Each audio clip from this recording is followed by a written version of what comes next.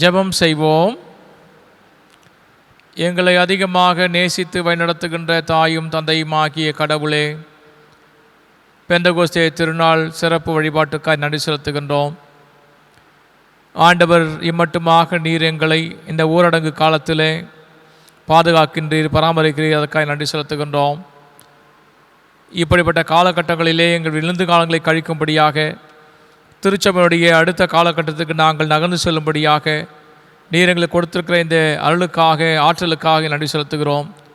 இவ்வழிபாட்டை ஆசீர்வதிக்கும்படியாக வேண்டுகிறோம். இணையதளத்தின் வாயிலாக இந்த வழிபாட்டில் நாங்கள் இணைகிற போது உங்களுடைய திருப்பிரசன்னம் எங்களோடு இருக்கும்படியாக நாங்கள் ஜெபிக்கின்றோம். ஆண்டவரே, இந்த வழிபாட்டிலே நாங்கள் பாடுகின்ற பாடல்கள், படிக்கிற திருமுறை பகுதிகள், சிந்திக்கிற அப்படி திருவசனங்கள், ஏறெடுக்கிற விண்ணப்பங்கள், மன்றாட்டுக்கள் அனைத்திலும் அருள் இருக்கும்படியாக நாங்கள் ஜெபிக்கிறோம். ஆங்காங்கே இருந்து கொண்டு ஆண்டவரே, வலைதளத்தின் வாயிலாக எங்களோடு இணைகிற பிள்ளைகளுக்காக நாங்கள் ஜெபிக்கிறோம். அனைத்து பிள்ளைகளையும் நீ ஆசீர்வதிக்கும்படியாக நாங்கள் ஜெபிக்கிறோம். கர்த்தாவே, நம்முடைய திருப்பிரசன்னத்தால் எங்களை வழிநடத்தும், காத்துக்கொள்ளும். இயேசுவின் திருப்பெயரில் வேண்டுகிறோம் கடவுளே, ஆமேன். நம்முடைய வழிபாட்டுக்கு தொடக்கமாகும் ஆண்டுடைய திருப்பெயருக்கு மாட்சிமை உண்டாகும். நாம் அனைவரும் எழுந்து நின்று கிறிஸ்து சபை பாமாலையிலே 276வது பாமாலை, சுத்த ஆவி என்னில் தங்க நான் சுத்தமாகவே என்கின்ற பாமாலை பாடுவோம். நாம் அனைவரும் எழுந்து நின்று பாமாலை எண் 276 பாடுவோம். சுத்த ஆவி என்னில் தங்க நானும் சுத்தனாகவே, பாவ அழுக்கெல்லாம் நீக்கும் ஆலயமாகவே, என்னை நீர் சிங்காரியும் வாசம் பண்ணும் நித்தமும்.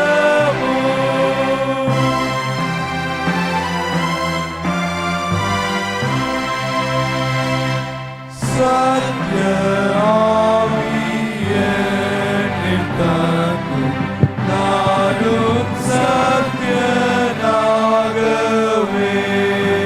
தெய்வ பக்தி என்னில் முற்றும் வளர்ந்தேற செய்யுமே.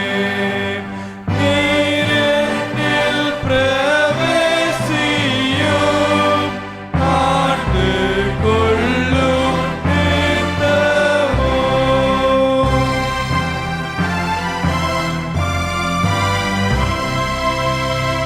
நேச ஆவி என்னில் தங்கும் நானும் நேசனாகவே, துர்சுபாவம் போக பண்ணும் அன்பில் நான் வேறுண்டவே, அன்பின் ஜுவாலை எழுப்பும் மேன்மேலும் வளர்த்திடும்.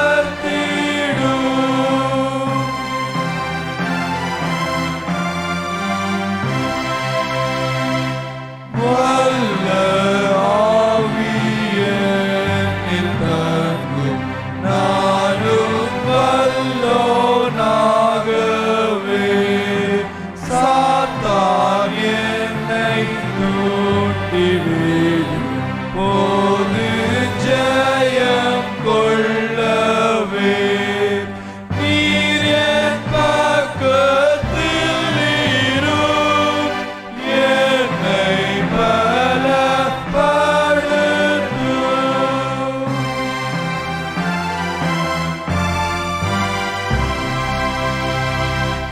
நல்ல ஆவி என்னில் தங்கும் நானும்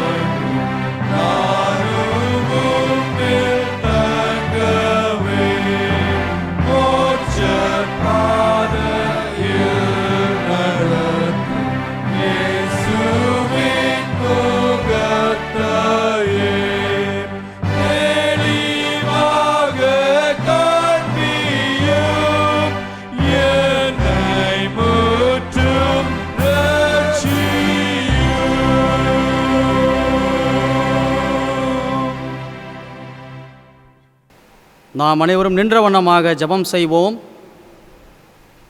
நாம் கடவுளை தொழுவோம். கடவுள் ஆவியாயிருக்கிறார். அவரை தொழுது கொள்ளவர்கள் ஆவியோடும் உண்மையோடும் அவரை தொழுது கொள்ள வேண்டும். நம்முடைய பிதாவாகிய கடவுளாலும் கர்த்தராகிய இயேசு கிறிஸ்துவினாலும் உங்களுக்கு கிருபையும் சமாதானமும் உண்டாவதாக. இது கர்த்தர் உண்டு பண்ணின நாள், இதிலே களி கூர்ந்து மகிழ கடவோம். கடவுள் ஒளியாயிருக்கிறார். அவரில் எவ்வளவேனும் இருளில்லை. அவர் ஒளியில் இருக்கிறது போல நாமும் ஒளியிலே நடந்தால் ஒருவர் ஐக்கியப்பட்டிருப்போம். அவருடைய குமாரனாய் இயேசு கிறிஸ்துவின் இரத்தம் சகல பாவங்களை நீக்கி நம்மை சுத்திகரிக்கும். ஆண்டவரே எங்கள் உதடுகளை திறந்தருளும். அப்பொழுது எங்கள் வாயுமுடைய புகழை அறிவிக்கும். பிதாவுக்கும் குமாரனுக்கும் பரிசுத்த ஆவிக்கும் மகிமை உண்டாவதாக. ஆதியிலும் இப்பொழுதும் எப்பொழுதுமான சதா காலங்களில் மகிமை உண்டாவதாக. ஆமேன். நாம் திரியேக கடவுளை போற்றுவோம். எங்கள் தந்தையாம் கடவுளே, உமது வல்லமையினாலும் ஞானத்தாலும் எல்லாவற்றையும் படைத்து உமது குமாரனை எங்கள் இரட்சகராக தரும்படி உலகத்தில் அன்பு கூர்ந்தீரே, உம்மை போற்றுகிறோம். குமாரனாம் கடவுளே, பாவத்தை தவிர்த்து எல்லாவற்றிலும் எங்களைப் போல் மனிதனாகி எங்கள் பாவங்களுக்காக ஒப்புக் கொடுக்கப்பட்டு எங்கள் நீதிக்காக உயிர்த்தெழும்பியவரே, உம்மை போற்றுகிறோம். தூய ஆவியானவராகிய கடவுளே, எல்லா உண்மைகளுக்குள்ளும் எங்களை வழிநடத்தி கடவுளின் அன்பை எங்கள் நெஞ்சில் பொழிகிறவரே, உம்மை போற்றுகிறோம். பிதா குமாரன் பரிசுத்த ஆவியாகிய கடவுளே, உமக்கே எக்காலமும் எல்லா புகழும் மகிமையும் உண்டாவதாக. ஆமேன். பாவ அறிக்கை. நமக்கு பாவமில்லை என்போமானால் நம்மை நாமே வஞ்சுக்களாயிருப்போம். நமக்குள் உண்மை இல்லை. நமது பாவங்களை அறிக்கையிட்டால் பாவங்களை நமக்கு மன்னித்து எவ்வித அனிதம் நீங்க நம்மை சுத்திகரிப்பதற்கு அவர் நம்பத்தக்கவும் நீதியுள்ளவர். நான் எழுந்து தகப்படத்திற்கு போய், தகப்பனே, பரத்துக்கு விரோதமாக உமது பார்வையிலும் பாவம் செய்திருக்கிறேன். இனி உம்முடைய மகன் என்று சொல்லப்படுவதற்கு நான் பாத்திரன் அல்லன். உம்முடைய கூலிக்காரில் ஒருவனாக என வைத்துக் கொள்ளும் என்பேன். கடவுள் ராஜ்யம் சமீபத்திருக்கிறது. மனம் திரும்பி சுவிசேஷத்தில் நம்பிக்கை வையுங்கள். நமது பலவீனங்களுக்காக பரித வைக்க முடியாத பிரதான ஆசை அமைக்கிறாமல் எல்லா விதத்தில் நம்மை போல் சோதிக்கப்பட்டும் பாவமில்லாத பிரதான ஆசை அமைக்கிருக்கிறார். எனவே நாம் முழங்கால் படியிட்டு மௌனமாக நம்மை நாமே சோதனை செய்வோமாக. சர்வ வல்லமையுள்ள கடவுளிடத்தில் நாம் நமது பாவங்களை தாழ்மையோடு அறிக்கையிடுவோம். இரண்டாம் பாவறிக்கை ஜெபத்தை யாவரும் இணைந்து சொல்லுவோம். எங்கள் தந்தையாம் கடவுளே, நினைவினாலும் வார்த்தையினாலும் செய்கையினாலும் உமக்கு விரோதமாய் பாவம் செய்திருக்கிறோம். முழு மனதோடு நாங்கள் உம்மை நேசிக்கவில்லை. எங்களிடத்தில் நாங்கள் அன்பு கூறுவது போல அயலிடத்தில் நாங்கள் அன்பு கூறவில்லை. எங்கள் மேல் இரக்கமாய் இருக்க உம்மை வேண்டிக் கொள்கிறோம். எங்கள் பாவ அழுக்கை நீக்கி எங்களை சுத்திகரியும். எங்கள் குற்றங்களை விட்டுவிட எங்களுக்கு உதவி புரியும். எங்கள் ஆண்டவர் இயேசு கிறிஸ்துவின் மூலமாய் வேண்டிக் கொள்கிறோம் பிதாவே. ஆமேன். சர்வ வல்லமையை மிகுந்த இரக்கமுள்ள ஆண்டவர் மன்னிப்பையும் பாவ நேர்த்தை நமக்கு கட்டளையிட்டார்களே, வாழ்க்கை சீர்படுத்துவதற்கான காலத்தை தமது பரிசுத்த கிருபையும் தேற்றிலும் தந்தருள்வாராக. ஆமேன். நாம் அமருவோம். திருமுறை பகுதிகள் படிக்கப்பட நாம் கேட்போம். படிக்கும்படியாக தெரிந்து கொள்ளப்பட்ட முதலாவது திருமுறை பகுதி, அது எசேக்கியேல் இறைவாக்கினர் நூல், பிரிவு 36, திருமொழிகள் 24 முதல் 26 முடிய. எசேக்கியேல் 36, 24 முதல் 26 முடிய. நான் உங்களை வேற்றினத்தாரிடமிருந்து அழைத்து பல நாடுகளிடையே கூட்டிச் சேர்த்து உங்கள் சொந்த நாட்டிற்கு திரும்ப கொணர்வேன். நான் தூய நீரை உங்கள் மேல் தெளிப்பேன். நீங்கள் உங்கள் எல்லா அழுக்கிலிருந்தும் தூய்மை ஆவீர்கள். உங்கள் எல்லா சிலை வழிபாட்டு தீட்டையும் அகற்றுவேன். நான் உங்களுக்கு புதிய இதயத்தை அருள்வேன். புதிய ஆவியை உங்களுக்குள் புகுத்துவேன். உங்கள் உடலிலிருந்து கல்லாலான இதயத்தை எடுத்துவிட்டு சதையாலான இதயத்தை பொருத்துவேன் என்றார் என்பதை படிக்கும்படியாக தெரிந்து கொள்ளப்பட்ட முதலாவது திருமுறை பகுதி படித்தாயிற்று. கடவுளே, உமக்கு ஸ்தோத்திரம் உண்டாவதாக. ஆமென். படியாக தெரிந்து கொள்ளப்பட்ட இரண்டாவது திருமுறை பகுதி, அது திருத்தூதர் திருப்பணி பிரிவு 2 திருமொழிகள் 1 தொடங்கி 13 வரை. அப்போஸ்தலர் 2ஆம் அதிகாரம் வசனங்கள் 1 முதல் 13 வரை. பெந்தெகோஸ்து என்னும் நாள் வந்தபோது அவர்கள் எல்லாரும் ஒரே இடத்தில் கூடியிருந்தார்கள். திடீரென்று கொடுங்காற்று வீசுவது போன்று ஓர் இரைச்சல் வானத்திலிருந்து உண்டாகி அவர்கள் அமர்ந்திருந்த வீடு முழுவதும் ஒலித்தது. மேலும் நெருப்பு போன்ற பிளவுற்ற நாவுகள் ஒவ்வொருவர் மேலும் வந்து அமர்ந்ததை அவர்கள் கண்டார்கள். அவர்கள் அனைவரும் தூய ஆவியால் ஆட்கொள்ளப்பட்டனர்.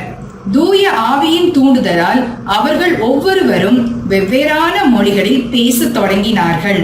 அப்பொழுது வானத்தின் கீழுள்ள அனைத்து நாடுகளிலும் இருந்து வந்திருந்த இறைப்பற்றுள்ள யூத மக்கள் எருசலேமில் தங்கி இருந்தனர். அந்த ஒலியை கேட்டு கூடிய திரளான மக்களுள் ஒவ்வொருவரும் தம் சொந்த மொழிகளில் அவர்கள் பேச கேட்டு குழப்பம் அடைந்தனர். எல்லாரும் மலைத்து போய், இதோ பேசுகின்ற இவர்கள் அனைவரும் கலிலேயர் அல்லவா? அவ்வாறு இருக்க நம்முடைய தாய்மொழிகளில் இவர்கள் பேசுவதை நாம் ஒவ்வொருவரும் கேட்டதெப்படி என வியந்தனர். பார்த்தரும் மேதியரும் எலாமியரும் மெசபொத்தாமியா, யூதேயா, கப்பத்தொபோகியா, போந்து, ஆசியா ஆகிய நாடுகளில் வாழ்கின்றவர்களும், பிரிக்கியா, பம்பிலியா, எகிப்து, சிரேன் நகரை அடுத்த லிபியாவின் பகுதிகளில் வாழும் மக்களும், ரோமையில் இருந்து வந்து தங்கியிருந்தவர்களும், யூதரும் யூதம் தழுவியோரும், கிரேக்கரும் அரபியரும் ஆகிய நாம் நம் மொழிகளிலே கடவுளின் மாபெரும் செயல்களை இவர்கள் பேச கேட்கிறோமே என்றனர். எல்லாரும் மலித்து போய் இதன் பொருள் என்னவென்று ஒருவரோடு ஒருவர் கேட்டவாறு மனம் குழம்பி நின்றனர். இவர்கள் இனிய மதுவை நிரம்பி குடித்துள்ளனர் என்று மற்றவர்கள் கிண்டல் செய்தனர். படிக்கும்படியாக தெரிந்து கொள்ளப்பட்ட 2வது திருமுறை பகுதி படித்தாயிற்று. கடவுளே, உமக்கு ஸ்தோத்திரம் உண்டாவதாக. படிக்கும்படியாக தெரிந்து கொள்ளப்பட்ட நற்செய்தி பகுதி, அது தூய யோவான் எழுதிய நற்செய்தி நூல் பிரிவு 20 திருமொழிகள் 19 தொடங்கி 23 வரை. யோவான் எழுதின நற்செய்தி நூல் 20ஆம் அதிகாரம் வசனங்கள் 19 முதல் 23 முடிய. நான் பொது மொழிபெயர்ப்பாகிய திருவிவிலியத்திலிருந்து படிக்கிறேன். அன்று வாரத்தின் முதல் நாள், அது மாலை வேளை. யூதர்களுக்கு அஞ்சி சீடர்கள் தாங்கள் இருந்த இடத்தின் கதவுகளை மூடி வைத்திருந்தார்கள். அப்பொழுது இயேசு அங்கு வந்து அவர்கள் நடுவில் நின்று, உங்களுக்கு அமைதி உரித்ததாக என்று வாழ்த்தினார். இவ்வாறு சொல்லிய பின் அவர்தம் கைகளையும் விலாவையும் அவரிடம் காட்டினார். ஆண்டவரை கண்டதால் சீடர்கள் மகிழ்ச்சி கொண்டார்கள். இயேசு மீண்டும் அவர்களை நோக்கி, உங்களுக்கு அமைதி உரித்ததாக, தந்தை என்னை அனுப்பினது போல நானும் உங்களை அனுப்புகிறேன் என்றார். இதை சொன்ன பின் அவர் அவர்கள் மேல் ஊதி, தூய ஆவியை பெற்றுக் கொள்ளுங்கள். எவருடைய பாவங்களை நீங்கள் மன்னிப்பீர்களோ அவை மன்னிக்கப்படும், எவருடைய பாவங்களை மன்னியாதிருப்பீர்களோ அவை மன்னிக்கப்படாது என்றார் என்பதே. படிக்கும்படியாக தெரிந்து கொள்ளப்பட்ட நற்செய்தி பகுதி படித்தாயிற்று. கிறிஸ்துவே, உமக்கு மாட்சிமை உண்டாவதாக. மறுபடியுமாக நாம் அனைவரும் இணைந்து கிறிஸ்தவ கீர்த்தனைகளிலே 98வது கீர்த்தனையை பாடுவோம். ஆவியை மழை போல ஊற்றும் என்கின்ற கீர்த்தனை பாடுவோம். இந்த பாடல் பாடப்படுகிற பொழுது நம்மையும் நம்முடைய காணிக்கைகளும் ஆண்டவருக்கென்று நாம் ஒதுக்கி வைப்போம். கீர்த்தனை எண் 98.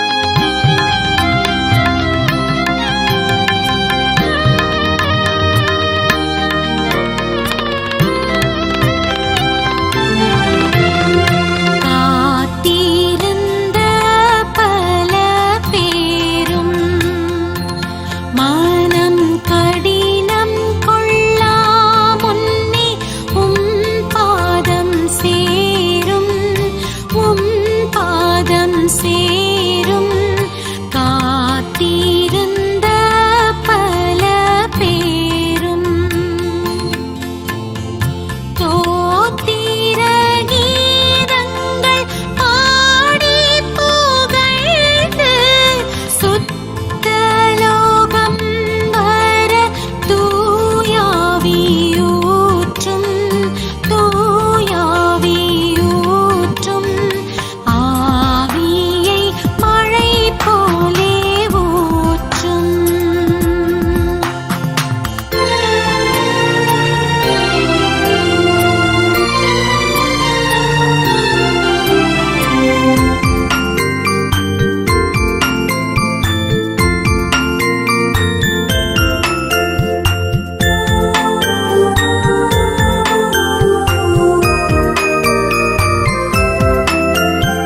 தோத்திர கீதங்கள் பாடி எங்கும் சுவிசேஷ ஜெயத்தையே நிதம் நிதம் தேடி நிதம் நிதம் தேடி தோத்திர கீதங்கள் பாடி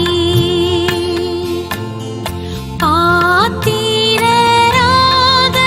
அநேகர் எழும்ப பரிசுத்த ஆவியின் அருள் மாறி ஊற்றும் அருள் மாறி ஊற்றும் ஆவியை மழை போலே ஊற்றும்.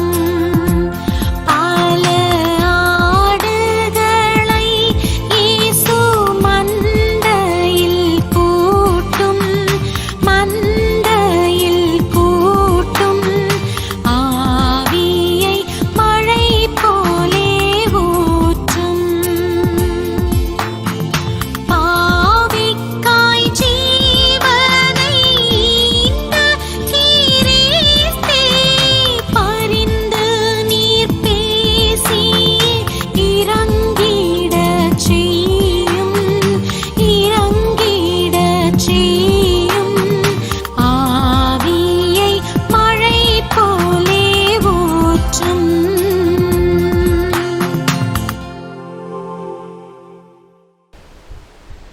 ஜெபம் செய்வோம். எங்களை அதிகமாக நேசித்து வழிநடத்துகின்ற தாயும் தந்தையுமாகிய கடவுளே, உமக்கு நாங்கள் நன்றி செலுத்துகிறோம். பெந்தகோஸ்தே திருநாளிலே உடைய திருவசனங்களுக்காக நாங்கள் வந்திருக்கிறோம். எங்களுடைய இதயத்துடைய சிந்தனைகளை நீர் ஒருமுகப்படுத்தி அருளும். நாங்கள் சிறுகவும் நீர் பெருகும் ஆண்டவரே. அடியேன் நம்முடைய செல்வைக்கு பின்பதாக மறைத்து உம்மை வெளிப்படுத்தும்படியாக வேண்டுகிறேன். தடைகள் யாவற்றையும் நீக்கியல் இயேசுவின் திருப்பெயரில் வேண்டுகிறோம் கடவுளே. ஆமேன்.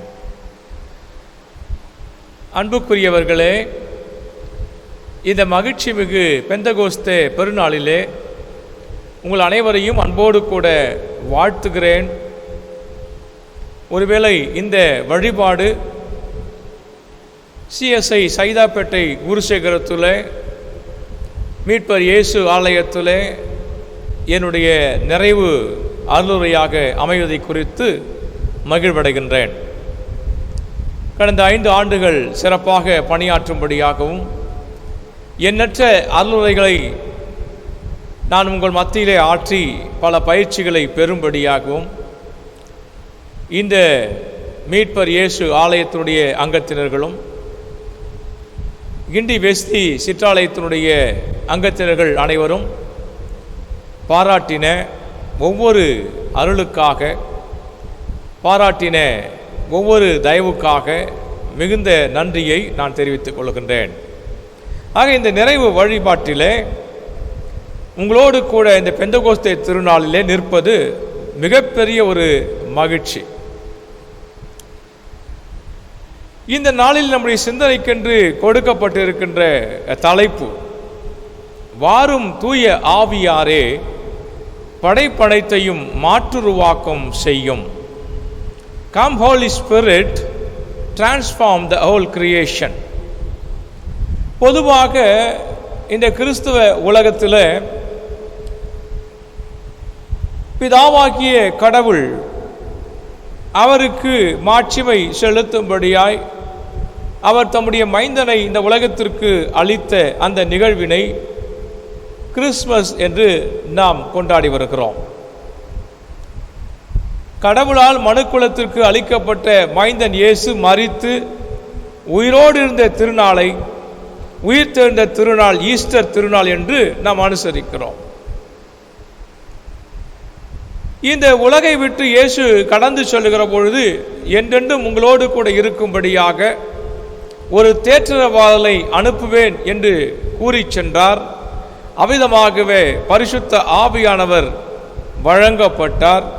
அந்த பரிசுத்த ஆவியானவர் வழங்கப்பட்ட திருச்சபை உருவாக்கத்திற்கான அந்த நாளை நாம் நினைவு கூறுவதிலே தவறிவிட்டோம்.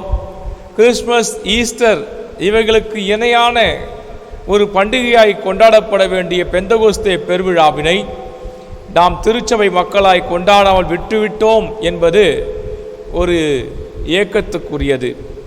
ஆனால் உண்மையில் பார்ப்போம் என்று சொன்னால், Pentecost is celebration of the coming of God, the Holy Spirit.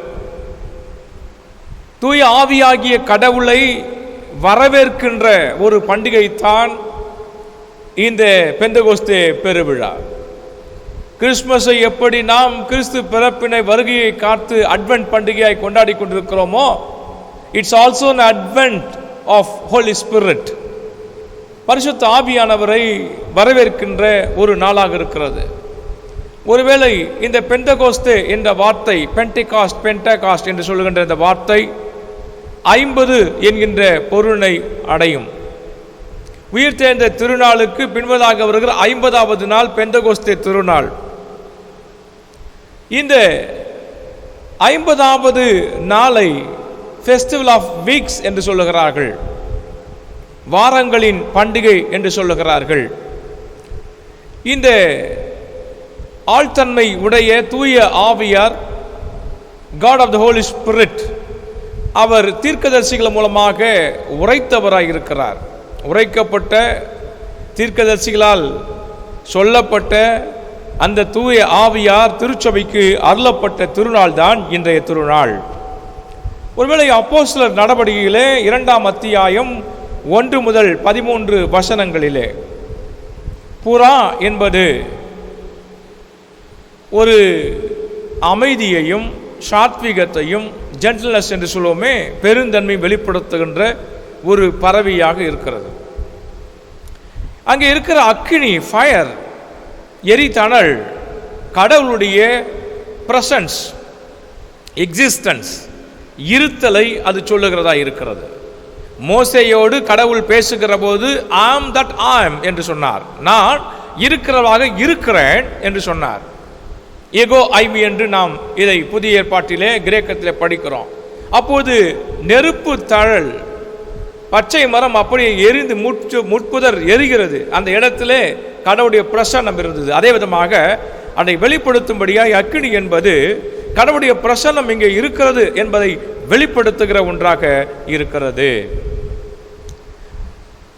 காற்று, மிகப்பெரிய பலத்த காற்று, நடுக்கத்தோடைய ஒரு காற்று, wind என்று சொல்லுகிறோமே ஆங்கிலத்தில். இந்த காற்று எங்கெல்லாம் வருகிறதோ, it represents the power of God, கடவுளுடைய அந்த வலிமையை எடுத்து சொல்லுகின்ற ஒன்றாக இருக்கிறது.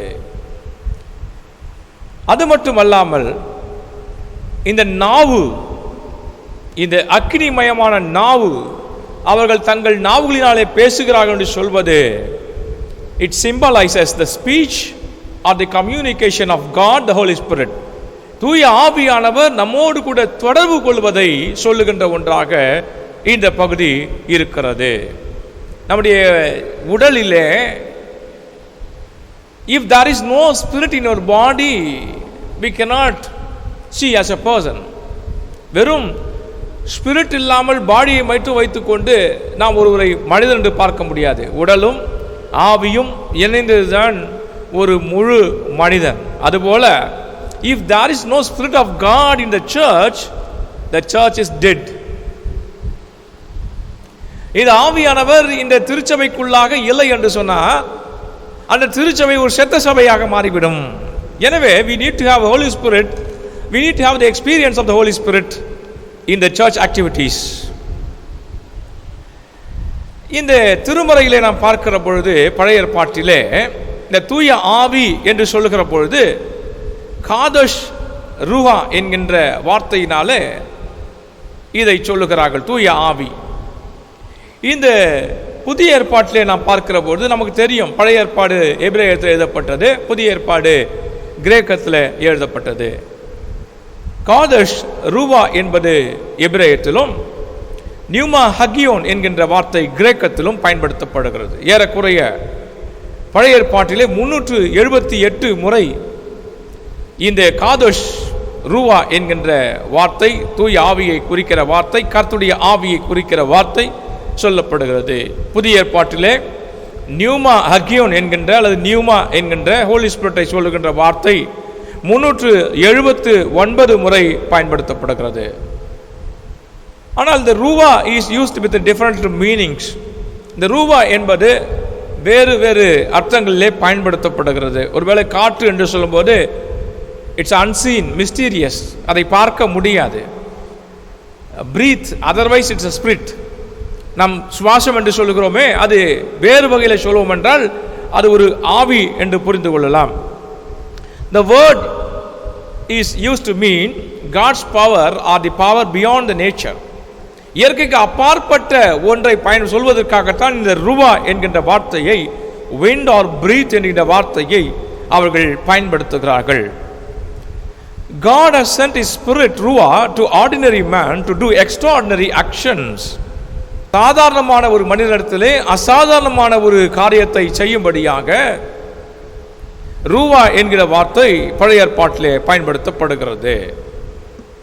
குறிப்பாக யோசுவா, நியாயாதிபதிகள் 3:10, 6:34, 1 சாமுவேல் 11:6 இங்கெல்லாம் ஒரு அசாதாரணமான காரியத்தை செய்யும்படியாய் சாதாரணமான மனிதத்திலே இந்த கர்த்தருடைய ஆவியான உள்ளிருந்து செயல்படுகிறதை நாம் அங்கே பார்க்க முடிகிறது. The Holy Spirit is not simply a power, but a power with a personality. பரிசுத்த ஆவியானவர் என்பது ஒரு சாதாரணமான ஒரு ஆவி என்று புரிந்து கொள்ள முடியாது. அதே சமயத்தில் அவர் ஒரு ஆழ்தன்மையோடு கூடிய ஆவியார் என்பதை நாம் புரிந்து கொள்ள அழைக்கப்படுகிறோம். எனவேதான் புதிய ஏற்பாட்டிலே the Holy Bible points our Holy Spirit as a person, a powerful personality and advocate. பாராக்லட்டஸ் என்கிற வார்த்தை கிரேக்கத்தில் பயன்படுத்தப்படுகிறது. கடந்த அருளுரை நான் பயன்படுத்துகிறேன். இது எல்லாமே all these words are masculine in gender, அதாவது எல்லாமே ஆண்பாலிலே குறிக்கப்பட்ட ஒரு வார்த்தையாக இருக்கிறது. ஆக இந்த பரிசுத்த ஆவியானவரை குறித்து நான் இவ்வளவு தலையங்கத்தை உங்களுக்கு நான் சொல்லிக் கொண்டிருக்கிறேன் என்று சொன்னால், நாம் இந்த தூய ஆவியாகிய கடவுளை குறித்து தெளிவாக நாம் புரிந்து கொள்ள வேண்டும் என்பதற்காக நான் சொல்லிக் கொண்டிருக்கிறேன். The title "Come Holy Spirit Transform the Whole Creation" is a longing and prayer of the church which need to have a work of the Holy Spirit. வாரும் தூய ஆவியானவரை படைப்படத்தை மறுவாக்கம் செய்யும் என்பது ஒரு ஏக்கம். அதே வேளையிலே தூய ஆவியாரின் செயல்பாடுகளை வேண்டியிருக்கிற திருச்சபையின் ஜெபமும் கூட. முதலாவதாக, the longing for the Holy Spirit is to unite the church. தூய ஆவியாருக்கான ஏக்கம் திருச்சபையை இணைப்பதற்காக. இந்த அப்போஸ்தலர் நடவடிக்கைகளுடைய ஆக்கியோன் இந்த பெந்தகோஸ்தே திருநாளை குறித்து அவர் வர்ணிக்கிற பொழுது அதை ஒரு நாடக வடிவிலே சிறப்பாக அவர் அதை வர்ணித்துக் கொண்டிருக்கின்றார். இயேசுவை பின்னடியாளர்கள் அவர்கள் ஆலயத்திற்கு அருகாமையிலே கூடுகிறார்கள். தூய ஆவியானுடைய வருகை என்பது அந்த இடத்திலே இறங்குகிறது. அவர்கள் எவ்விதமாக மக்கள் அங்கே கூடுகிறார்கள் என்று பார்க்கிற போது, the followers of Christ hailings from multiracial, multilingual, multicultural and from other diversities. நாம் இங்கே புரிந்து கொள்ள முடியும், God the Holy Spirit is the unifier. அவர்கள் பல்வேறு விதமான வர்க்க ரீதியாக, இன ரீதியாக, மொழி ரீதியாக, கலாச்சார ரீதியாக என்னென்ன வேறுபாடுகள் இருக்கிறதோ அத்தனை வேறுபாடுகள் உடையவர்களாக அவர்கள் இங்கே கூடுகிறார்கள். வாரும் தூய ஆவியானவரே மாற்றுருவாக்கத்தை தாரும் என்று கேட்கிற அந்த ஜெபம் அல்லது ஒரு ஏக்கம் என்பது it's a longing for the Holy Spirit is to unite the church. தூய ஆவியானவரை குறித்த ஒரு ஏக்கம் என்பது திருச்சபையை இணைப்பதற்கான ஒரு ஏக்கம் என்பதை நாம் புரிந்து கொள்ள அழைக்கப்படுகிறோம். அப்போஸ்தலர் 2ஆம் அத்தியாயம் 3வது 4வது வசனத்தில் நாம் பார்க்கிற பொழுது அவர்கள் அனைவரும் தூய ஆவியால் ஆட்கொள்ளப்பட்டனர். தூய ஆவியின் தூண்டுதலால் அவர்கள் ஒவ்வொருவரும் வெவ்வேறுமான பாஷைகளை பேசத் தொடங்கினார்கள். அப்பொழுது வானத்தின் கீழ் உள்ள அனைத்து நாடுகளிலும் இருந்து வந்திருந்த இறைப்பற்றுள்ள யூத மக்கள் எருசலேமிலே தங்கியிருந்தனர். அங்கு கூடியிருந்த அத்தனை மக்களும் அவர்கள் அந்த இடத்திலே அவர்கள் வெவ்வேறு பாஷையை பேசுகிறார்கள். தூய ஆவியானவராலே அவர்கள் ஆட்கொள்ளப்படுகிறார்கள்.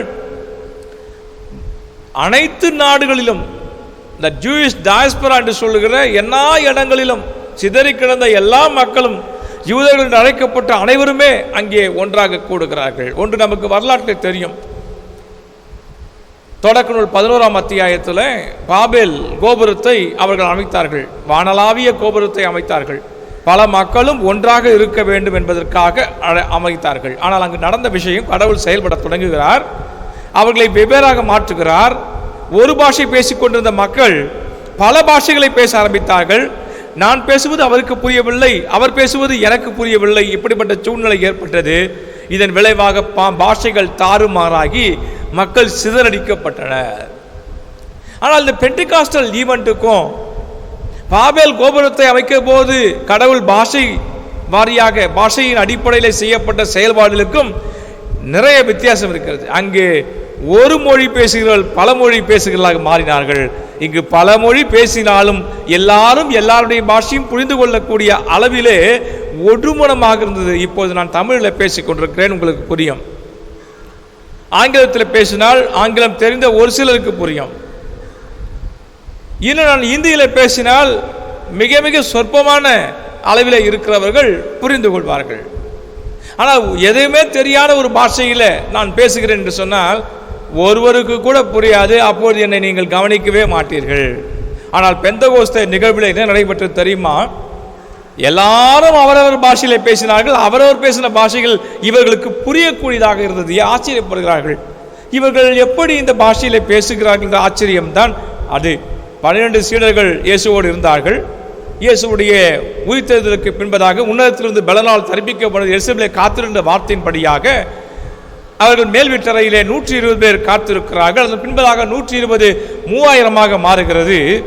இது எல்லாம் எப்படி என்று சொன்னால், தூய ஆவியானவரால் நிரப்பப்பட்ட உடனே திருச்சபை இயேசுவை பின்பற்றக்கூடிய கூட்டம் பெருகுகிறது. பிரிந்திருந்த கூட்டம், சிதறடிக்கப்பட்டவர்கள், இயேசுவை அடித்து விட்டார்கள் சிலுவையில் என்று உடனடியாக ஓடிப்போன கூட்டம், அது அப்படியே ஒன்றாக மாறியது பெந்தகோஸ்தே நிகழ்வில். இந்த கன்சாலிடேஷன் என்று சொல்லுகிறோமே, ஒருங்கிணைக்கப்படுதல், அது இங்கே நடைபெற்றிருக்கிறது. அப்போஸ்தலர் 2ஆம் அத்தியாயம் 7 முதல் 8 வசனங்களை நாம் பார்க்கிற பொழுது, எல்லாரும் மலைத்து போய், இதோ பேசுகின்ற இவர்கள் அனைவரும் கலிலேயர் அல்லவா? அவ்வாறு இருக்க நம்முடைய தாய் மொழிகளிலே இவர்கள் பேசுவதை நாம் கேட்பது எப்படி? இவங்க கலிலேய பாஷை தானே பேச வேண்டும். நம்முடைய தாய் பாஷையில் எப்படி பேசுகிறார் என்று இங்கு இருக்கின்ற மக்கள், சிதறடிக்கப்பட்ட மக்கள் மற்றும் எருசலேமில் இருக்கிற மக்கள் எல்லாம் ஆச்சரியப்படுகிறார்கள். நம்முடைய பாஷை எப்படி பேசுகிறார்கள்? அப்படி என்று சொன்னால், தூய ஆவியானவர் ஒருங்கிணைக்கிறவர். திருச்சபையில் கூட அப்படிதான். பல மக்கள் வருகிறார்கள், பல மாநிலத்தில் வருகிறார்கள், பல மாவட்டத்தை சேர்ந்து வருகிறார்கள். வட மாவட்டம், தென் மாவட்டம், மேற்கு மாவட்டம், இப்படி பல இடங்களில் வருகிறார்கள். பல மொழி, பல சாதி, பல பிரிவு, ஏழை, பணக்காரன் எல்லாம் இருக்கிறது. ஆனால் தூய ஆவியானவர் என்பவர் இந்த வேறுபாடுகள், மாறுபாடுகள் எல்லாவற்றையும் மறந்து எல்லோரும் ஒன்றாக ஒரே நபர்களாக இருப்பதற்காக அவர் அழைக்கின்றார். If we say that the Holy Spirit is within us, the Holy Spirit is among us, if the Holy Spirit is in our church, that should be an unity. நம் மத்தியில் ஒரு யூனிட்டி இருக்க வேண்டாம், ஒற்றுமை இருக்க வேண்டாம். ஒற்றுமை இல்லை என்றால் நாமே புரிந்து கொள்ளலாம், இங்கே ஹோலி ஸ்பிரிட் இல்லை என்று புரிந்து கொள்ளலாம். அல்லது ஹோலி ஸ்பிரிட்டுடைய செயல்பாடுகளை கனவீனப்படுத்துகிறோம் என்று நாம் புரிந்து கொள்ளலாம். எல்லாரும் சொல்வார்கள் வரலாற்றில் the second event of the Pentecost என்று சொல்கிற போது, அதை சொல்லும்போது the formation of the church of South India என்று சொல்வார்கள். ஏனென்றால் 4 வித்தியாசமான சபைகள் ஒன்றாக சேர்ந்த ஒரு நிகழ்வினை the church united together as church of South India is a second Pentecostal event என்று சொல்வார்கள். அது இரண்டாவது பெந்தகோஸ்தே நிகழ்வு என்று சொல்வார்கள். ஆக நாம் எல்லோரும் ஒரு தென்னிந்திய திருச்சபை மக்களாக இருக்கிற சூழ்நிலையில் ஒன்றிணைக்கப்பட்ட ஒரு திருச்சபையாக நாம் அழைக்கப்படுகிறோம் என்பதை நாம் புரிந்து கொள்ள வேண்டும். இரண்டாவதாக பார்க்கிற பொழுது, the longing for the Holy Spirit is to sanctify the church. தூய ஆவியாருக்கான ஏக்கம் திருச்சபையை தூயோர் கூட்டமாக ஆக்குவது.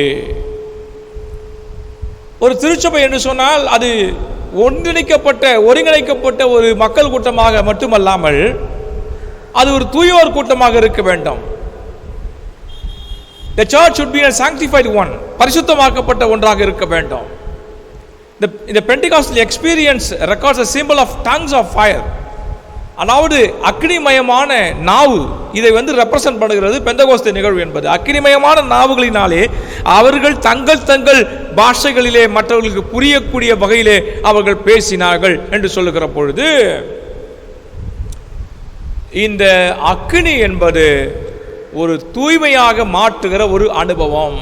இதுவரைக்கும் நீங்கள் பேசின பாஷைகள் வேற, தூய ஆவியால் நிரப்பப்படும் போது வார்த்தையிலே ஒரு உண்மை, வார்த்தையிலே ஒரு தூய்மை, நடக்கையிலே ஒரு தூய்மை. அதை தான் நாம் இங்கே பார்க்கிறோம். பழைய ஏற்பாட்டு புத்தகத்தில் ஏசாயா 6ஆம் அத்தியாயத்தில் அங்கு 6-7 வசனங்களிலே, அப்பொழுது சேராப் என்கிற ஒருவர் பலிபீடத்திலிருந்து நெருப்பு பொறி ஒன்றை குரட்டால் எடுத்து அதை தம் கையில் வைத்துக்கொண்டு என்னை நோக்கி பறந்து வந்தார். அதனால் என் நாவை தொட்டு வாயை தொட்டு, இதோ இந்நெருப்பு பொறி உன் உதடுகளை தொட்டது, உன் குற்றப்பழி உன்னை விட்டு அகன்று விட்டது, உன் பாவம் மன்னிக்கப்பட்டது என்கிறார். Seraphim bringing burning coal with tongues from the altar and cleanses his lips by placing it. God of the Holy Spirit is the God of sanctity. தூய ஆவியாகிய கடவுள் என்பவர் தூய்மைப்படுத்துகிறவர். ஏசாயா சொல்லுகிறார், என்ன சொல்றாருன்னா, ஐயோ நான் அதமானேன், அசுத்தரவுதல் மனுஷன், நான் தப்பு பண்ணவன், கடவுளுடைய கண்கள் என்னை பார்த்து விட்டதே என்று அவர் சொல்லுகிறார். ஆக தூய ஆவியானவர் என்பவர் நம்மை தூய்மைப்படுத்துகிறவர். யோசித்து பாருங்க, எந்தெந்த இடத்துல நாம் குறைவுள்ளவர்களாக இருக்கிறோம். தூய ஆவியானுடைய கட்டுப்பாட்டுக்குள்ளாக நிச்சயமாக நாம் வர வேண்டும். தூய ஆவியானுடைய கட்டுப்பாட்டுக்குள்ளாக வராதவர்களாக நாம் இருப்போம் என்று சொன்னால் யாரையோ நாம் ஏமாற்றி கொண்டிருக்கிறோம். எத்தனை நாள் ஏமாற்ற முடியும்? பல ஆண்டுகள் ஏமாற்றினாலும், பல நாட்கள் ஏமாற்றினாலும், ஒரு நாளிலே நாம் கையும் களவுமாக பிடிக்கப்படுவோம். தூய ஆவியானவர் இன்றைய நாளிலே ஒவ்வொரு பெந்தகோஸ்தே திருநாளும் நம்முடைய திருச்சபையிலே கொண்டாடப்படுவதற்கு அடிப்படை நோக்கமே ஒரு மெய்யான மனமாற்றம் நம்முடைய வாழ்க்கையிலே தேவை. நான் என்னுடைய வாழ்க்கையை நான் அப்படியே வாழ்வேன், என் போக்குக்கு பிறகாக வாழ்வேன், எத்தனை ஆண்டுகள் மலர்ந்தாலும் திருச்சபையில் நான் இப்படித்தான் இருப்பேன் என்று சொன்னால் உங்களுடைய நாக்கை தூய ஆவியானவர் தொடக்கூடிய ஒரு நாள் வந்துவிடும். அந்த நேரத்திலே நீங்கள் மனம் மாறித்தான் ஆக வேண்டும். எசேக்கியேல் 36ஆம் அத்தியாயம் 26-27 வசனத்தில், நான் உங்களுக்கு புதிய இதயத்தை அருள்வேன், புதிய ஆவியை உங்களுக்குள் புகுத்துவேன், உங்கள் உடலிலிருந்து கல்லான இதயத்தை எடுத்துவிட்டு சதையான இதயத்தை நான் பொருத்துவேன். கல்லான ஒரு இதயத்தை உங்களுடைய உள்ளத்திலிருந்து எடுத்து சதையானவற்றை நான் அங்கே புகுத்துவேன். எவ்வளவு அழகாக இறைவாக்கினர் சொல்லுகிறார் பாருங்கள். நான் உங்களுக்கு புதிய இதயத்தை அருள்வேன், புதிய ஆவியை உங்களிலே புகுத்துவேன், என் ஆவியை உங்களுக்குள் புகுத்துவேன், என் நியமங்களை கடைபிடிக்கவும் என் நீதி நெறிகளை கவனமாக செயல்படுத்தவும் செய்வேன். I will give you a new heart and put a new spirit in you, and will put my spirit in you and move you to follow my decrees and be careful to keep my laws. என்னுடைய சட்டங்களை நியமங்களை கடைபிடிப்பதற்கான நீதி நெறிமுறைகளை கவனமாய் செயல்படுத்தவும் செய்வேன். Church has to undergo this experience of cleansing with the help of the God, the Holy Spirit.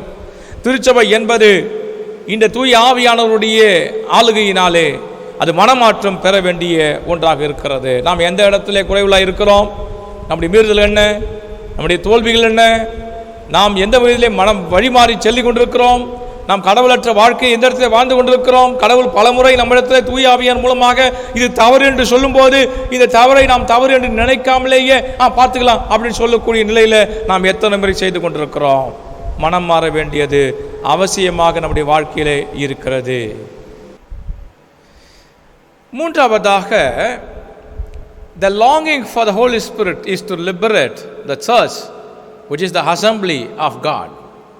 தூய ஆவியாருக்கான ஏக்கம் கடவுளுடைய கூட்டமாகிய திருச்சபையை விடுவிப்பதற்கு என்பதை நாம் புரிந்து கொள்ளலாம்.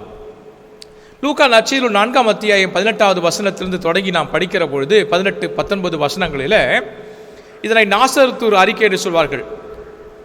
The Nazareth Manifesto of Jesus.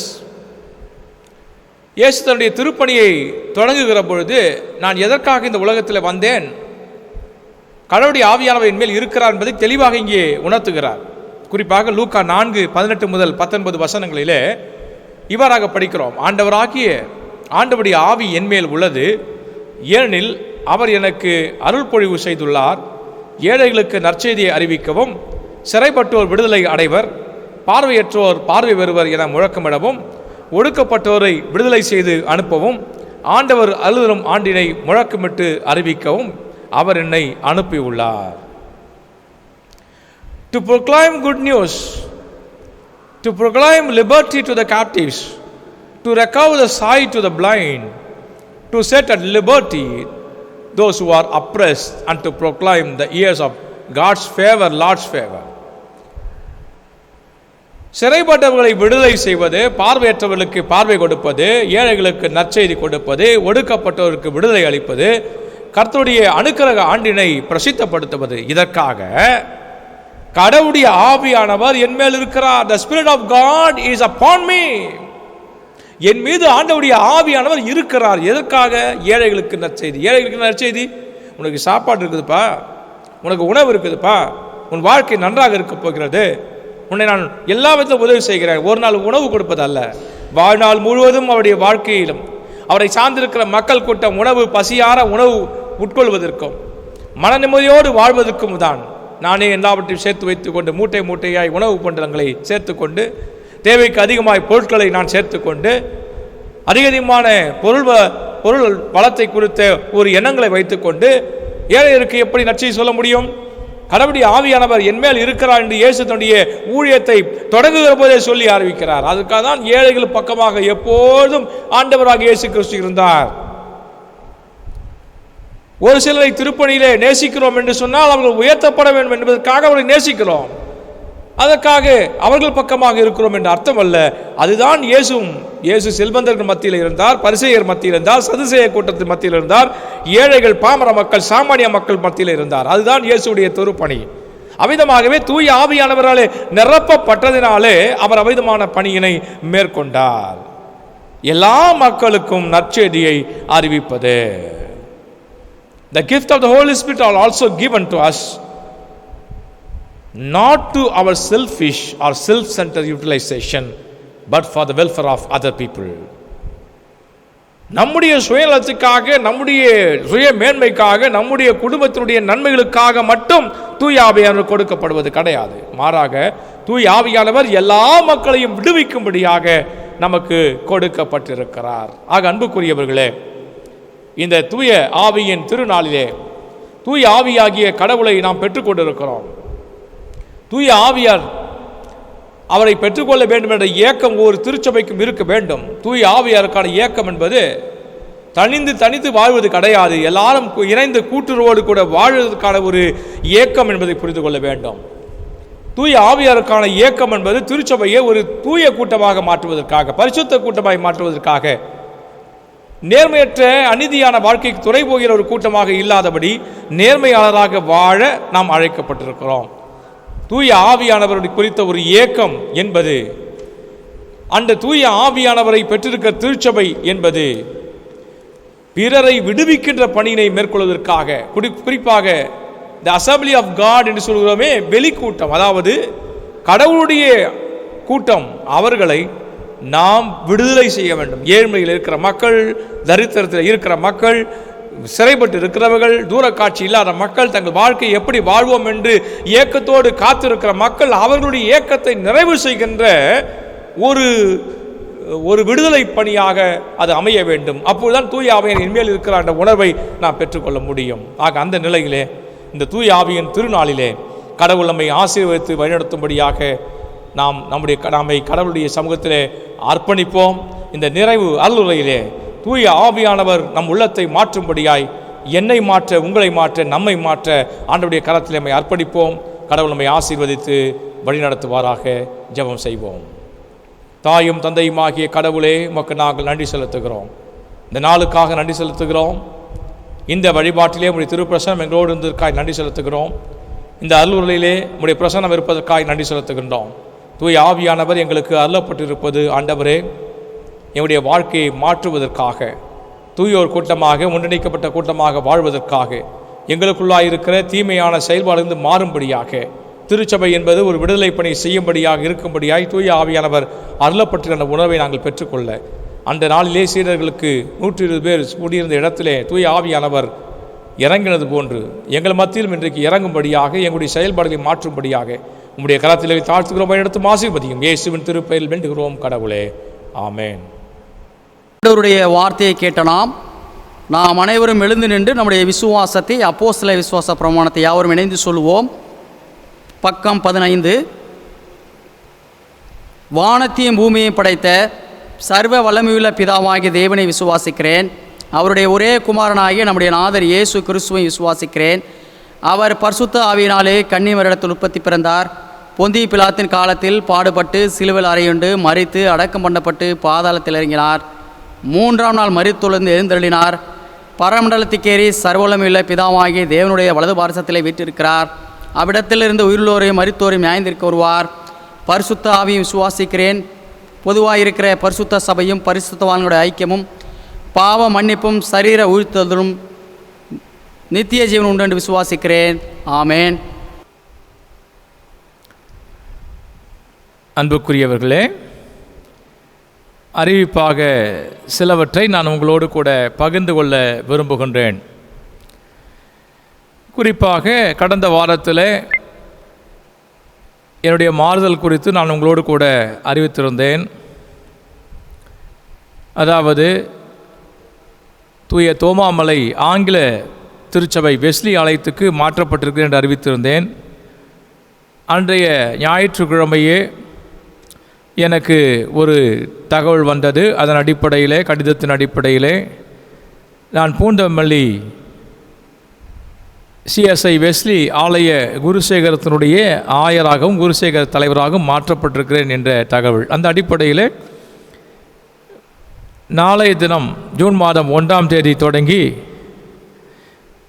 Poonamallee CSI Wesley ஆலய குருசேகரத்தினுடைய குருசேகர தலைவராகவும் ஆயராகவும் நான் பொறுப்பேற்க இருக்கிறேன். என்னுடைய பணியிடத்திற்கு சைதாப்பேட்டை சிஎஸ்ஐ தூய தோமா ஆலயத்தினுடைய ஆயரும் குருசேகர தலைவரும் சென்னை தென்வட்டார தலைவருமாய் இருக்கின்ற அதில் திரு பால் ஜேசுதாஸ் ஐயா அவர்கள் மீட்பர் இயேசு ஆலயத்தினுடைய ஆயராகவும் குருசேகர தலைவர் பொறுப்பேற்க இருக்கிறார்கள் என்பதை மகிழ்ச்சியோடு உங்களுக்கு நான் தெரிவித்துக் கொள்கிறேன். ஒருவேளை சிஎஸ்ஐ பூந்தமல்லி குருசேகரம் என்பது பழமையான ஒரு குருசேகரம், 196 ஆண்டுகள் பழமைமிக்க ஒரு ஆலயம். மெத்தடிஸ்ட் ஆலயங்களிலே பழமையான ஒரு ஆலயம். அந்த ஆலயத்தினுடைய பாரம்பரியமிக்க திருச்சபையிலே பொறுப்பேற்பது என்பது ஒரு மகிழ்வாக நான் கருதுகிறேன். கடந்த 2 மாதங்களாக என்னுடைய மாறுதலிலே ஏற்பட்ட பல்வேறு விதமான பிரச்சனைகள், அது ஓரளவுக்கு முடிவுக்கு வந்து புதிதாக பொறுப்பேற்கிறேன். முதலாவது மாம்பழம் யூனிட்டுக்கு நான் மாற்றப்பட்டேன். பின்பதாக தூய தோமாமலை வெஸ்லி யூனிட்டுக்கு மாற்றப்பட்ட என்ற தகவல் வந்தது. அதற்கு முன்னதாக ஒரு நல்ல குருசேகரத்துக்கும் இப்பொழுது மாற்றப்பட்டிருக்கிறேன். ஆயர்கள் மாற்றப்படுவது 5 ஆண்டுக்கு ஒரு முறை அல்லது எப்போது தேவை இருக்கிறதோ அந்த தேவை கருதி மாற்றப்படுவது என்பது அது இயல்பான ஒரு விஷயம். அதற்காக திருச்சபை மக்கள் தங்களுடைய சுய லாபத்துக்காக ஆயர் இதற்காக மாற்றப்பட்டார் அதற்காக மாற்றப்பட்டார் என்று சொல்லப்படுவது அது இயல்பான ஒரு விஷயம். இதை என்னை போன்ற பல ஆண்டுகள் ஆயர் பணியில் இருக்கிற எங்களுக்கு தெரியும். எந்த ஒரு சந்தர்ப்பம் ஏற்பட்டாலும் அதை தங்களுக்கு சுய லாபத்துக்காக பயன்படுத்தக்கூடிய ஒரு கூட்டம் எப்பொழுதும் திருச்சபையில் இருக்கும். அதைப்பற்றி நாங்கள் வெகுவாக கவலைப்படுவதில்லை. ஏனென்றால் அவர்கள் ஒரு குறைவான கூட்டம்.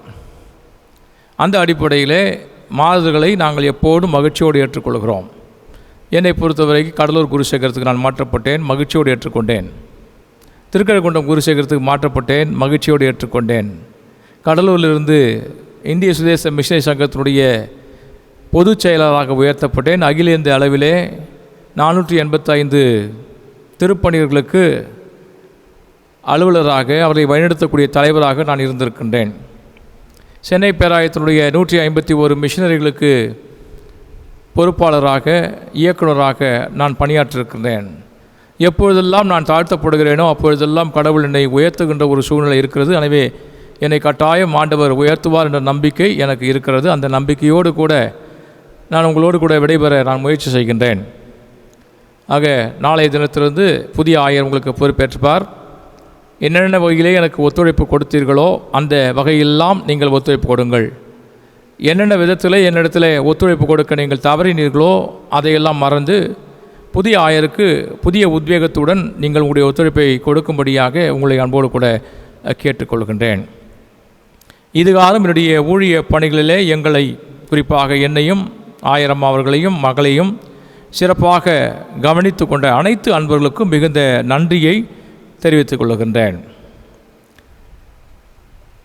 இந்த ஆலயத்தினுடைய குறிப்பாக சிஎஸ்ஐ சைதாப்பேட்டை குருசேகரம் மீட்பர் இயேசு ஆலயம், கிண்டி சிற்றாலயம் வெஸ்லி ஆலயத்தினுடைய இறைமக்கள் அனைவரும் 5 ஆண்டு காலங்கள் சிறந்த ஒத்துழைப்பை நீங்கள் நல்கியிருக்கிறீர்கள். குருசேகரத்தினுடைய செயலராக பணியாற்றிய முன்னாள் செயலாளர் திரு வில்ஃபோர்ட் ஜேம்ஸ் அவர்களும் திரு கிங்ஸ்லி ஐயா அவர்களும் இணைந்து என்னோடு கூட சிறப்பாக கடந்த காலங்களிலே பணியாற்றினார்கள். அதே விதமாக தற்போது இருக்கிற குருசேகர குழுவிலே திரு இமானுவேல் ரெக்ஸி அவர்களும் செயலராக இருந்து திரு எம் கிறிஸ்டோஃபர் போல்டராக இருந்து சிறப்பான பணிகளை அவர்கள் செய்திருக்கிறார்கள். நல்ல ஒத்துழைப்பை இந்த 2 நிர்வாக குழுவும் எனக்கு கொடுத்திருக்கிறார்கள். குருசேகர குழு உறுப்பினர்களும் கொடுத்திருக்கிறார்கள். நேரம் கிடைத்தாலும் கிடைக்காவிட்டாலும் எனக்கு வேண்டிய உதவிகளை செய்ய வேண்டும் என்று அவர்கள் முழு ஒத்துழைப்போடு கூட எனக்கு எல்லா விதத்திலும் ஆதரவாக அவர்கள் இருந்திருக்கிறார்கள். அந்த அடிப்படையிலே அனைவருக்கும் மிகுந்த நன்றியை நான் தெரிவித்துக் கொள்ள விரும்புகிறேன். இந்த குருத்துவ பணியிலே நமக்கு உதவி செய்திருக்கின்ற குருத்துவ உதவியாளர்கள் அருள் திரு வில்சன் அவர்களுக்கும் திரு பிரேம்குமார் அவர்களுக்கும் அருள் திரு அறிவர் சுதந்திரதாஸ் அவர்களுக்கும் மிகுந்த நன்றியை நான் தெரிவித்துக் கொள்கின்றேன். ஆண்கள் ஐக்கிய சங்கம், பெண்கள் ஐக்கிய சங்கம், இளைஞர் ஐக்கிய சங்கம், குழந்தைகள் திருப்பணி, பாடகர் குழு, நற்செய்தி பணிக்குழு இவருடைய பொறுப்பாளர்கள், என்னுடைய காலகட்டத்தில் இருந்த அனைத்து பொறுப்பாளர்களுக்கும் மிகுந்த நன்றியை நான் தெரிவித்துக் கொள்கிறேன். குறிப்பாக நற்செய்தி பணிக்குழுவினுடைய பொறுப்பாளராக இருந்தவர் திரு வின்சென்ட் ஐயா அவர்கள் கிண்டி வெஸ்லி சிற்றாலயத்தினுடைய சபை ஊழியராக அவர்கள் இருக்கிறார்கள். அவர்களுக்கு நன்றியை தெரிவித்துக் கொள்கின்றேன். தற்போது இருக்கின்ற நற்செய்தி பொறுப்பாளர் திரு மணிவேல் ஐயா அவர்களுக்கு மிகுந்த நன்றியை நான் தெரிவித்துக் கொள்கின்றேன். ஆக இப்படி அனைத்து அன்பர்களுக்கும் நான் நன்றி சொல்ல கடமைப்பட்டிருக்கிறேன். கட்டிடக்குழு கன்வீனர் திரு பி செல்வராஜ் அவர்களுக்கும் அனைத்து குருசேகர குழு உறுப்பினர்களுக்கும் மிகுந்த நன்றியை நான் தெரிவித்துக் கொள்கின்றேன். ஆலய பணியாளர் திரு மணிசேகர், தோட்ட பணியாளர் திருமதி லதா மணிசேகர், மட்டுமாக கல்லறை பொறுப்பாளர் திருமதி அமுல் அவர்கள், ஆலய துப்புரவு பணியை மேற்கொண்டிருக்கின்ற திருமதி ஜீவா அவர்கள், கணக்கு பொறுப்பினை மேற்கொண்டிருக்கிற திரு கண்ணன் அவர்கள், மட்டுமாக துப்புரவு பணி தூய்மை பணியில் தன்னை ஈடுபடுத்தி கொண்டிருக்க திருமதி பத்மா அவர்கள், இவர்கள் அனைவருக்கும் மிகுந்த நன்றியை நான் தெரிவித்துக் கொள்கிறேன். கிண்டி சிற்றாலயத்தினுடைய குருசேகர குழு உறுப்பினர் திரு சதீஷேலன் அவர்களுக்கும், அங்கு துப்புரவு பணி மேற்கொள்கிற திருமதி மனோன்மணி அவர்களுக்கும் மிகுந்த நன்றியை தெரிவித்துக் கொள்கின்றேன். ஆலயத்தினுடைய ஒளி அமைப்பிலே நமக்கு உதவியை செய்து கொண்டிருக்கிற திரு ஜபாஸ் ஐயா அவர்களுக்கு மிகுந்த நன்றியை நான் தெரிவித்துக் கொள்கின்றேன். அதே விதமாக ஆலயத்தினுடைய தேவைகளுக்கு எப்போதெல்லாம் நமக்கு தேவைப்படுகிறதோ அப்பொழுதெல்லாம் ஆலய பணியாளர் பணியினை மேற்கொண்டிருக்கிற திரு ஜோசப் அண்ணன் அவர்களுக்கு மிகுந்த நன்றியை தெரிவித்துக் கொள்கின்றேன். ஆக தொடர்ந்து அனைத்து உதவிகளையும் ஒத்தாசைகளையும் நீங்கள் நல்கினீர்கள். இந்த இடத்தில் இருந்து என்னுடைய முனைவர் பட்டத்தை நான் கூடுதலாக பெற்றிருக்கிறேன். இந்த இடத்திலிருந்து என்னுடைய நற்செய்தி பணி வாரியத்தினுடைய இயக்குனர் பணியினை சிறப்பாக செய்திருக்கிறேன். எப்பொழுதெல்லாம் என்னுடைய பணியினை நான் செய்ய முடியாத சூழ்நிலை வருகிறதோ அப்பொழுதெல்லாம் மிகுந்த பொறுமையோடு கூட என்னை நீங்கள் கவனித்து கொண்டீர்கள். எந்த விதத்திலும் முகம் கோணாமல், எந்த விதத்திலும் எனக்கு ஒத்துழைப்பு கொடுக்காமல் இல்லாமல் நல்ல ஒத்துழைப்பை எப்போதும் நல்கி இந்த திருச்சபையுடைய அமைதியை நீங்கள் கட்டி காத்தீர்கள். அதற்கு உங்களுக்கு மிகுந்த நன்றியை தெரிவித்துக் கொள்கிறேன். ஞாயிற்றுக்கிழமை மாலை நேர வழிபாடிலே எனக்கு உதவி செய்த திரு வில்லியம் சீசர் அவர்களுக்கு நன்றியை தெரிவித்துக் கொள்கிறேன். அதே விதமாக மாலை வழிபாடுகளே உதவி செய்த திரு அலெக்சாண்டர், திரு ஜோனதான், திரு ஜோஷ்வா, திரு சாம்சன் பிரேம்குமார் இவருடைய ஒத்துழைப்புக்கு, மாலை வழிபாட்டினுடைய ஒத்துழைப்புக்கு மிகுந்த நன்றியை தெரிவித்துக் கொள்கிறேன். கடவுள் உங்களை அதிகமாக ஆசீர்வதிப்பாராக. தொடர்ந்து வருகின்ற காலங்களிலே இன்னும் சிறப்பாக கடவுளுக்கு சாட்சியாக இருந்து நீங்கள் கடவுளை திருப்பெயரை மாற்றி வருங்கள். உங்கள் அனைவருக்கும் இறைமகன் இயேசுவுடைய பெயரிலே நன்றியை தெரிவித்து விடைபெறுகிறேன். நன்றி.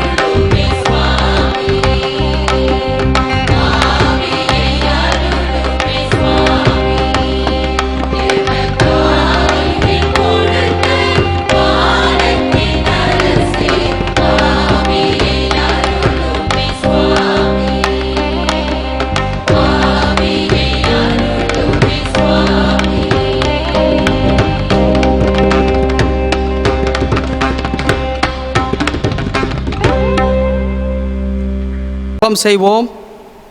கர்த்தாவே எங்களுக்கு இறங்கும், கிறிஸ்துவே எங்களுக்கு இறங்கும், கர்த்தாவே எங்களுக்கு இறங்கும்.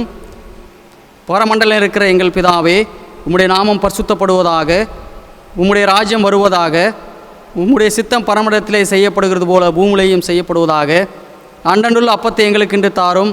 எங்களுக்கு விரோதமாய் குற்றம் செய்கிறவர்களுக்கு நாங்கள் மன்னிக்கிறது போல எங்கள் குற்றங்களை எங்களுக்கு மன்னியும்.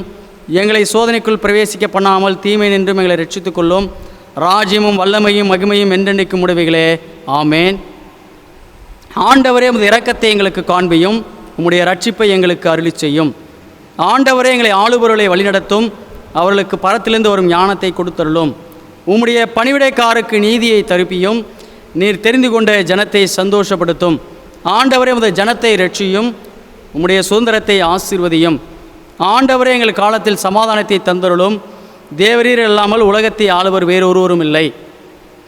கடவுளே, எங்கள் இருதயங்களை சுத்திகரியும், உம்முடைய பரிசுத்த ஆவியை எங்கள் இடத்திலிருந்து எடுத்துக்கொள்ளாதேயும். சமாதானத்துக்காக நாம் ஜெபத்தினை நாம் ஏறெடுப்போம். சமாதானத்துக்காரரும் ஏக சிந்தை விருங்குருமாகிய கடவுளே, உம்மை அறிவதே நித்திய ஜீவன், உம்மை சேவிப்பதே மெய் சுவாதீனம்.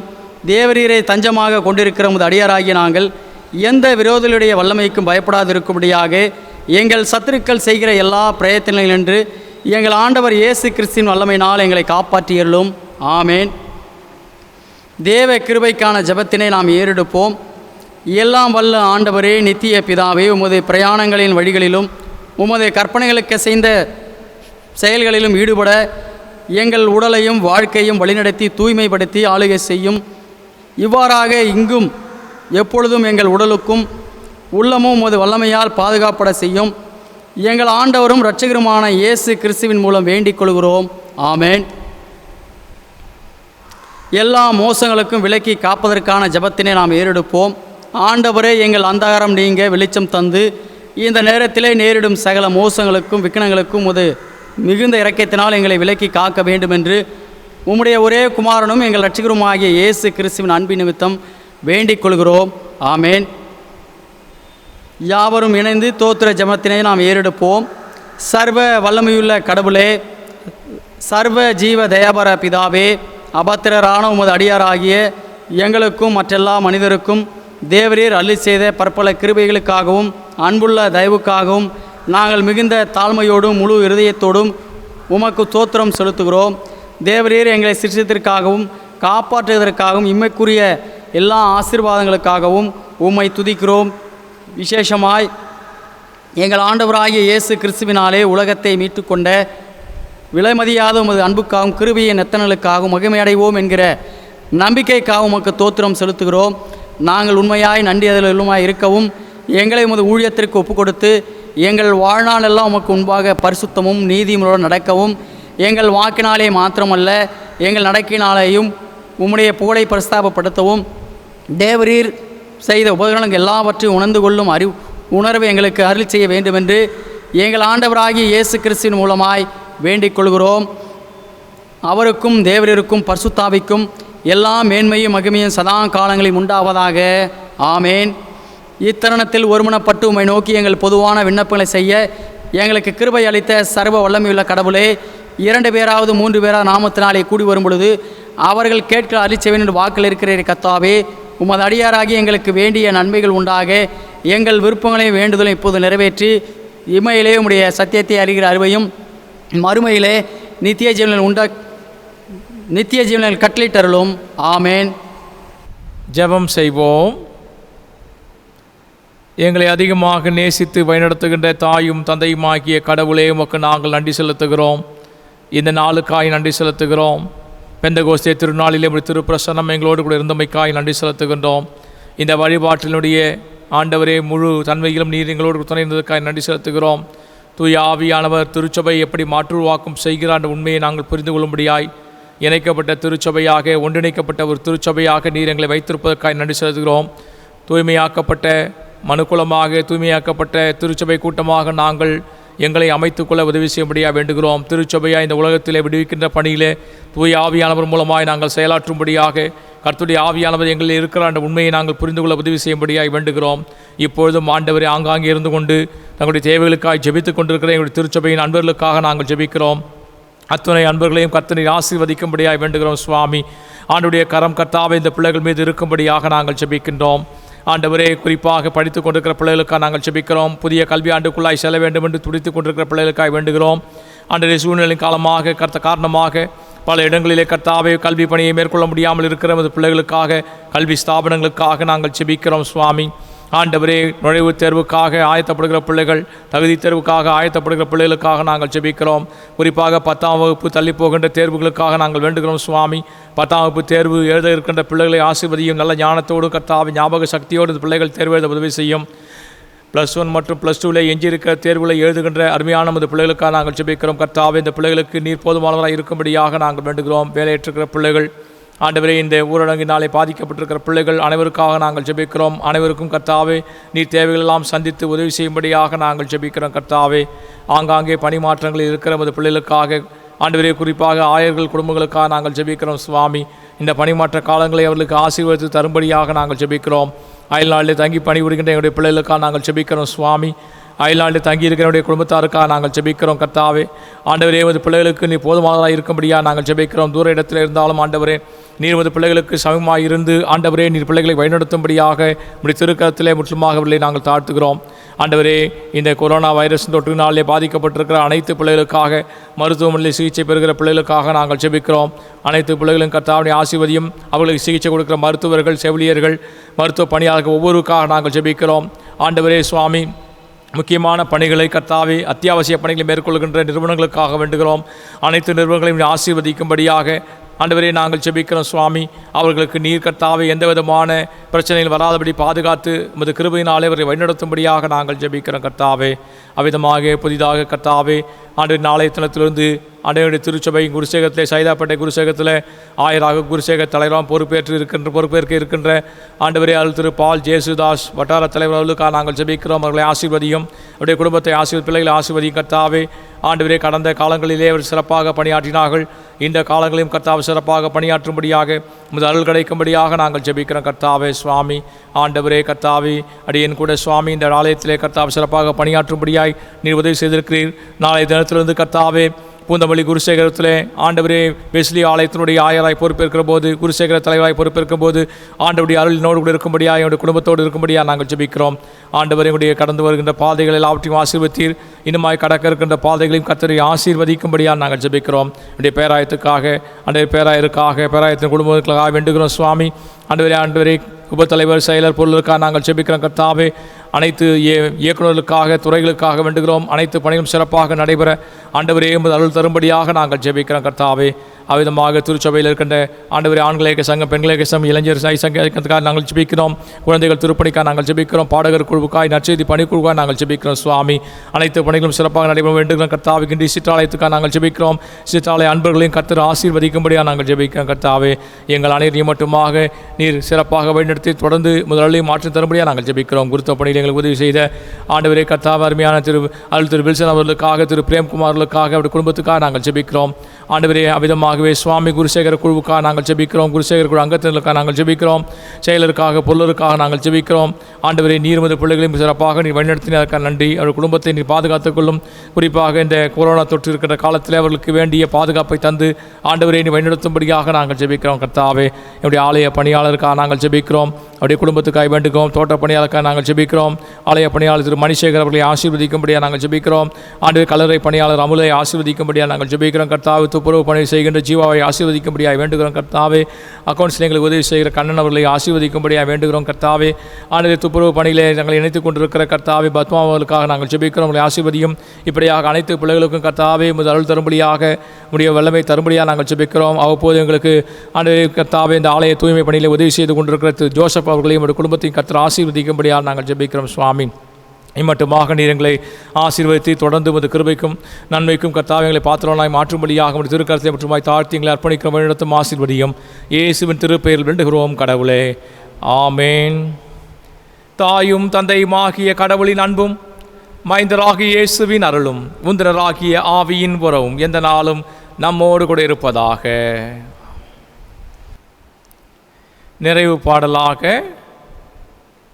அசைபாடும் ஆவியே, தூய்மையின் ஆவியே என்கின்ற பாடலை நாம் பாடுவோம்.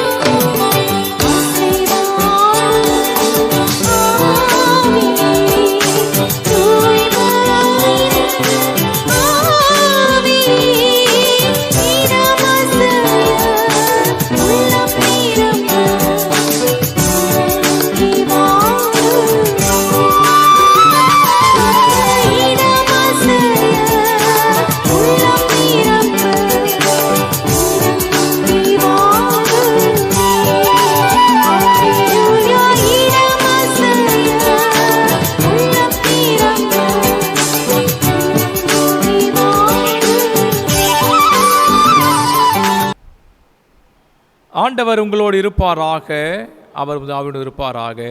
சமாதானத்தோடே செல்ல கடவோம். கர்த்தருடைய நாமத்தினாலே ஆமென். God bless you.